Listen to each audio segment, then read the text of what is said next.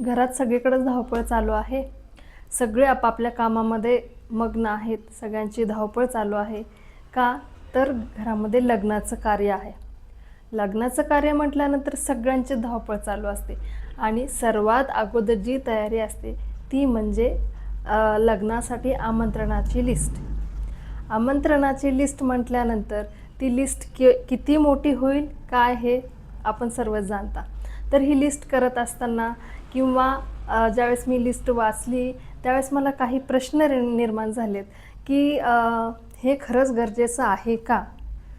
तर काय गरजेचं आहे आणि काय नाही, जो अनुभव आहे तो मी तुम्हाला माझ्या व्हिडिओमध्ये आज शेअर करणार आहे आणि त्याबद्दल तुम्हाला काय वाटतं हे मला नक्की सांगा. तर चला माझ्या विचारांना, माझ्या अनुभवांना आपण सुरुवात करूया. माझ्या व्हिडिओला सुरुवात करूया. तुमच्यातली तुमच्यासारखी तुमची मैत्रीण मी रंजना या माझ्या चॅनलमध्ये तुम्हा सर्वांचं मनापासून खूप खूप स्वागत करते. स्वतःची काळजी घ्या आणि आपल्या कुटुंबाची काळजी घ्या. तर चला, जसं मी आत्ता सांगितलं की लग्नाचं कार्य, लग्न म्हटल्यानंतर सर्वात अगोदर जी तयारी होती ती आपली लिस्ट करण्याची. आणि लिस्ट इतकी भयानक मोठी असते लिस्ट की असं वाटतं की खरंच हे गरजेचं आहे का? तर मला खरं तर सांगायचा मुद्दा म्हणजे ज्यावेळेस आपण ही लिस्ट करत असतो त्यावेळेस असे काही त्याच्यामध्ये पाहुणे मंडळी असतात, असे काही लोक असतात ज्यांची आपली 10-12 वर्षापासून भेटसुद्धा झालेली नसते आणि आपला आटास असतो. मग त्या लोकांनासुद्धा आपल्याला आमंत्रण द्यायचं.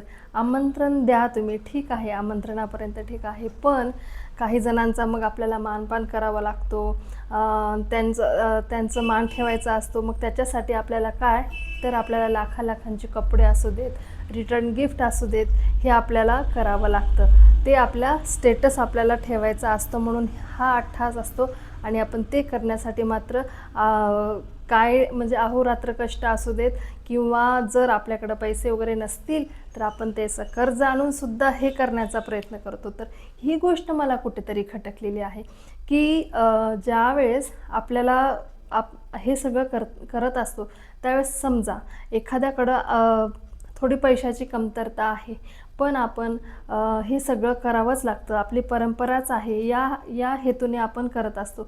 पण हे खरंच गरजेचं असतं का, हे मला वारंवार प्रश्न पडत असतो. कारण ज्या लोकांशी आपले 10-12 वर्षापासून भेटसुद्धा नाही आहे, आपण त्यांना व्यवस्थित ओळखतसुद्धा नाही आहे, मग त्यांना आपण बोलवणार, त्यांचा मानपान करणार, म्हणजे मानपान करणार आणि तोही मानपान त्यांना आवडलं तर ठीक, नाही आवडलं तर 30 लोक आपल्याला काहीतरी 4 नावं ठेवून जाणार. मग मला हे वारंवार प्रश्न पडत होता की हे खरंच गरजेचं आहे का? ज्यावेळेस आपल्या घरी एखादं कार्य असतो त्यावेळेस आपण एकदम जुन्या लोकांनासुद्धा आमंत्रण देतो. आमंत्रण देणं हे काय वाईट आहे असं वाटत नाही, त्या निमित्ताने आपली भेटीगाठी होतोच.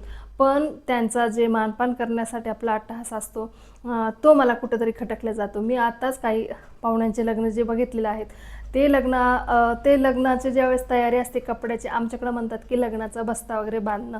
तर मग ज्यावेळेस तो लग्नाचा बस्ता वगैरे बांधला जातात ना, अक्षरशः लाखांमध्ये त्या बस्त्याची जी किंमत आहे ते जाते. म्हणजे ज्यावेळेस ते घरी आणल्या जातात ना, पूर्ण अर्ध रूम आपली किंवा एक रूम भरल्या जाते त्या कपड्यांनी. आणि मग तीसुद्धा आपण एखादं कर्ज वगैरे काढून केलेला पाहुणचार असतो. मग मला हा प्रश्न बार बार पडत होता, म्हणून असं वाटलं तुमच्यासोबत शेअर करावं. हे कुठेतरी मला खटकत होतं. आणि त्याचबरोबर अजून एक प्रथा आहे.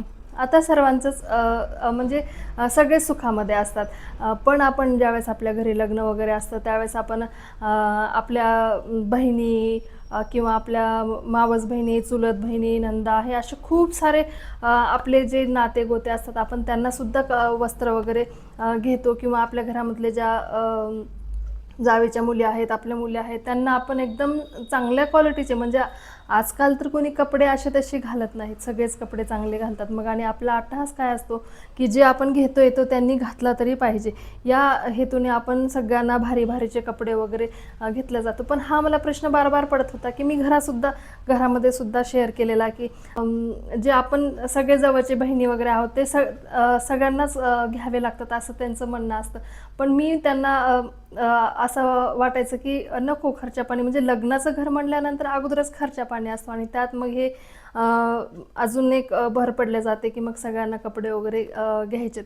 तर यावेळेस मला असं विचार आला, अगोदर म्हणजे आपल्या जे बाईलेक म्हणतात, आपल्या घरातले मुली वगैरे असतात, त्यांना कसं अगोदरच्या ज्या सुना वगैरे असायच्या त्यांना कुठंतरी म्हणजे एक सासूरवास असायचा, त्यांना चांगल्या प्रकारचे कपडे वगैरे घालायला भेटायचे नाही किंवा खानपान वगैरे व्यवस्थित भेटायचं नाही.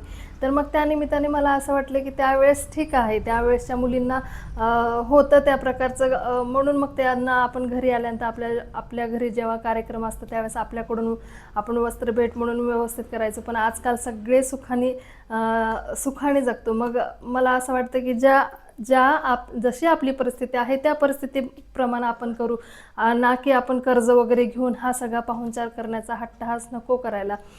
कारण की त्याचा जो बोजा आहे ना, आपल्याला खूप नंतर त्रासदायक होतो. तो कर्ज फेडण्यासाठी वगैरे आपल्याला खूप हाल आपले बेकार होते. मग असं मला वारंवार प्रश्न पडत होता की खरंच हे असं गरजेचं असतं का, की लांब लांबचे नाते असू देत, जवळचे नाते असू देत, त्यांचा पाहुणचार नातेगोती हे काय मानपान केल्यावरच होत असतात का? ठीक आहे, आपण मानपान करू सुद्धा. चला, एखादा कार्यक्रम आहे किंवा एखादा मुलगा वगैरे आहे, आपल्याला एखादंच लग्न वगैरे आहे, आपण करू एखाद्या लग्नामध्ये सगळंच. पण तुमच्या घरामध्ये जर जास्त मूलबाळ असतील, वरचेवर तुमच्या घरात जर कार्यक्रम होत असतील, तर हा प्रकार हे आपल्याला खूप त्रास देणारच वाटणार ना. तर प्रत्येक लग्नामध्ये, प्रत्येक कार्यक्रमामध्ये तुम्हाला जर या प्रकारचे मानपान जर द्यावे लागत असतील तर मग अवघडच वाटतं. त्यामुळे मग कुठेतरी असं वाटतं की प्रत्येकच कार्यक्रमामध्ये हे करणं गरजेचंच आहे का? एखाद्या कार्यक्रमामध्ये ठीक आहे, चला आपण आनंदाने सगळ्यांना करूया, पण तुमच्या जर घरामध्ये वर्षाला 2 वर्षाला सारखे जर असे काही कार्यक्रम होत असतील तर सारखे कार्यक्रमामध्ये हेच करायचं का? ही गोष्ट मला कुठेतरी खटकली, म्हणून मी तुमच्यासोबत हे शेअर केली. अजून एक गोष्ट आहे जी आत्ता सध्यालाच पाहून मला असंच जे वर्षभर माझ्या डोक्यामध्ये येत होती, म्हणून ती सुद्धा मी तुमच्यासोबत शेअर करते. तर ती सुद्धा ह्याच प्रकारची गोष्ट आहे. आत्ताच झालेला जो अधिक मासचा कार्यक्रम असतो तो. तर आता ज्यावेळेस मी मोबाईल काढायचे ना, त्यावेळेस प्रत्येकाच्या स्टेटसला म्हटलं तरी पण चालेल की जे अधिक मासासाठी ते मुलींना, जावयांना, बहिणींना असं कोण आपण बोलवतो, मग त्यांचा पाहुणचार पाहून म्हणजे सगळ्यांचं काहीतरी वेगळं बघायला मिळायचं. की यांनी एवढी सजावट केली, त्यांनी आपल्याला काहीतरी गिफ्ट रूपी आपल्याला सोन्याची, चांदीची अशी काहीतरी भांडी दिली, जेवणं दिली, अशी वेगवेगळ्या प्रकारचे स्टेटस बघायला भेटले. आणि पण ज्यावेळेस मी कुठेतरी वाचलं की ही प्रथा का निर्माण झाली असेल, तर याचं कारण असं होतं की अधिक मासामध्ये जास्त कुठले सणवार वगैरे नसतात. आणि मग ज्यावेळेस सण नसते ना, त्यावेळेस जे अगोदरचे आपले आजी आजोबा वगैरे आहेत ना, त्या काळामध्ये मग त्या लेकींना घरी आणणार, त्यानिमित्ताने मग त्यांना चांगलं खाऊ घालणार. मग आपली लेक घरी आली म्हणून त्यांना आपण वस्त्ररूपी भेट किंवा आपली एक आठवण म्हणून आपण त्यांना काहीतरी भेट द्यायची, ह्या प्रकारची परंपरा चालू झालेली होती ही.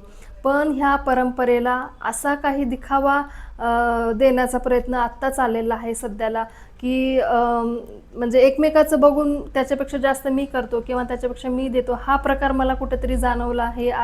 आजकालचं जो धोंड्याचा महिना म्हणतो आपण, तो प्रकार बघून मला हे कुठेतरी वाटलं की हे थोडं जास्तच होतं. म्हणजे कसं की बघा, आता एखाद्याची परिस्थिती आहे, तो खूप सारं करतोय, पण एखादा गरीब माणूस जर असेल तर मग त्यांना कुठेतरी वाटतं की नाही का, आपण हे सगळं आपल्या मुलींना देऊ शकत नाही.